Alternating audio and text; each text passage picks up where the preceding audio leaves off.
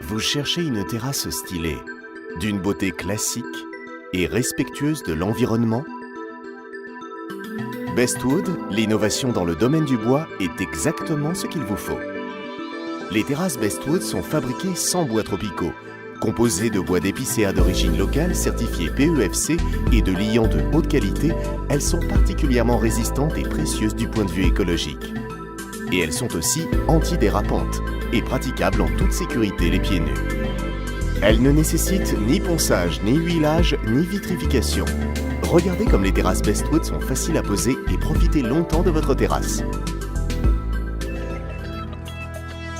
Avant de commencer l'installation d'une terrasse Bestwood, veuillez consulter la notice de pose jointe. Vous y trouverez toutes les informations dont vous aurez besoin, par exemple les différentes variantes de montage, les détails de construction et les propriétés des matériaux de votre produit. Suivez les instructions de montage et utilisez uniquement les accessoires d'origine Bestwood afin de conserver votre droit à la garantie.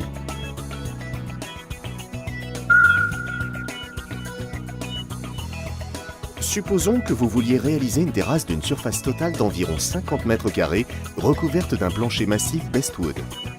Planifiez les travaux de terrassement nécessaires avec un spécialiste. Il se chargera également du bon déroulement de votre projet de construction. Lors de la construction de terrasses, il faut toujours prévoir une pente de 2% afin que l'eau puisse s'écouler à l'écart du bâtiment. La surface des lames de plancher que l'on pose plus tard devra également suivre cette pente pour exploiter le pouvoir nettoyant de la pluie sur le plancher. L'ossature de la terrasse se compose d'un lit de gravier ou de pierres concassées anti-gel et compactées, dans lequel un drainage est intégré. La surface doit ensuite être recouverte d'une couche d'environ 10 cm de gravillon qui permet de compenser les petites inégalités. Ici aussi, il convient de tenir compte de la pente prévue. Dans la mesure du possible, utilisez des dalles en béton pour l'ossature de la terrasse. Ces dalles sont réparties sur l'ensemble de la surface avec un espacement entre axes d'environ 60 cm. Elles constituent alors la base idéale pour poser les poutres de l'ossature.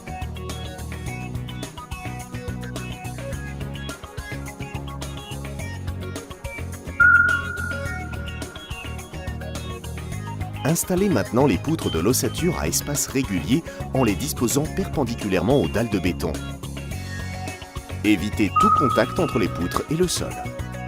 Posez d'abord les poutres situées au début et au bout de la terrasse. Ces poutres sont installées en double pour satisfaire particulièrement aux propriétés du matériau du plancher. À la fin de la pose, le plancher ne doit pas dépasser la dernière poutre de plus de 5 cm. La distance séparant les autres poutres doit être de 50 cm maximum. Veillez également à poser une rangée double de poutres aux endroits où sont prévus les joints du plancher.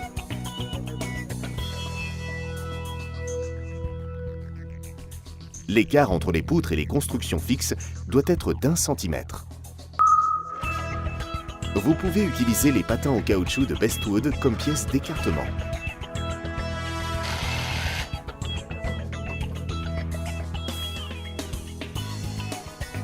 Quand les poutres sont réparties sur la surface des dalles, elles sont calées à l'aide des patins en caoutchouc. 3 épaisseurs différentes sont disponibles, ce qui vous permet de compenser sans problème toutes les inégalités. Les espaces creux situés dans l'ossature ne doivent pas être remblayés, car ils permettent à l'air chaud et froid de circuler. Une bonne aération sous la terrasse permet d'éviter la formation d'humidité stagnante. Quand les poutres sont positionnées, elles sont fixées aux dalles de béton. Effectuez d'abord un pré-perçage des poutres. Puis alésez les trous de forage. Percez le béton. Et fixez les poutres en utilisant par exemple des vis d'ancrage. Répétez cette procédure pour toutes les poutres en bordure de la terrasse afin de fixer l'ensemble de la construction, ainsi que pour tous les joints de poutres à l'intérieur de la terrasse. Veillez à conserver un espace entre les extrémités des poutres. Pour empêcher tout glissement du plancher, collez une bande de sécurité autocollante sur l'une des poutres centrales de la terrasse.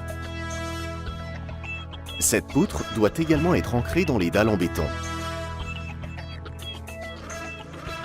Collez des bandes de sécurité supplémentaires si vous posez le plancher en décalant les joints de lame. Quand vous avez fini, n'oubliez pas d'enlever les pièces d'écartement.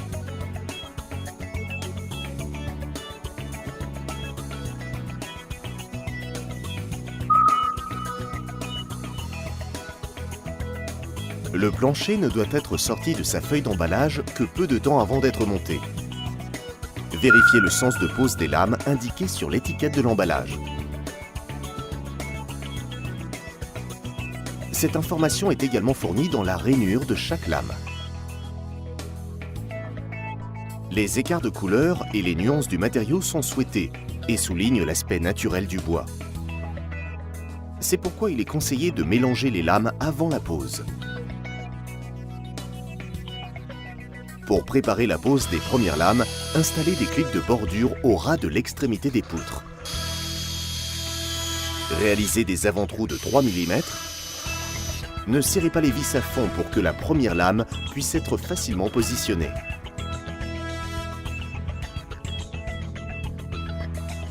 Le profilé d'aluminium Bestwood comprenant un profilé de mousse sert de plinthe. Pour faciliter la suite du montage, posez provisoirement une lame au bout de la terrasse. Puis placez les clips de fixation. Réalisez à nouveau des avant-trous de 3 mm et ne serrez pas les vis à fond. Installez d'abord les clips aux extrémités de la lame. Utilisez la latte de niveau pour vérifier si la direction du plancher est correcte, puis installez les clips restants. Ici aussi, réalisez des avant-trous et ne serrez pas les vis à fond. Le plancher ne doit pas dépasser la dernière poutre de plus de 5 cm. Mais la découpe finale n'a lieu que plus tard, lorsque des lames sont coupées pour effectuer des joints, chanfreiner légèrement les bordures frontales. Ceci permet d'obtenir une transition nette. Pour assurer l'écartement en cas de coup, vous pouvez utiliser les clips de fixation. Vous obtenez ainsi un joint de dilatation de 7 mm. Après avoir posé 3 ou 4 rangées, vous devez fixer les lames définitivement. Utilisez le limiteur de couple de la perceuse. Ceci permet d'éviter d'abîmer la tête des vis lors de la fixation des clips. Coupez l'extrémité des lames situées au niveau des constructions fixes en laissant un espace de 2 cm, puis chanfreinez légèrement les bordures frontales.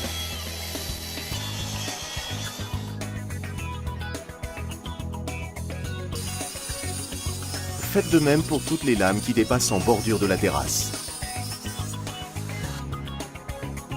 Utilisez une lame à bord chanfreiné comme profilé de finition et fixez-la à l'ossature. La lame doit être vissée aux poutres au moins tous les 50 cm.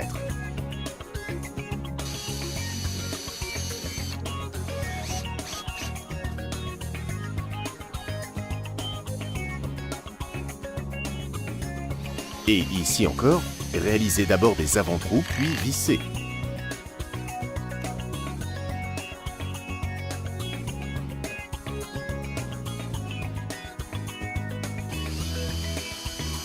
Placez les pièces d'écartement Bestwood perpendiculairement à la lame entre le profilé de finition et l'ossature. Vous obtenez ainsi un joint de dilatation et une rainure nette pour la finition de la terrasse. Et voilà, votre œuvre est terminée. Vous en profiterez longtemps. Nous vous souhaitons beaucoup de plaisir avec votre nouvelle terrasse Bestwood.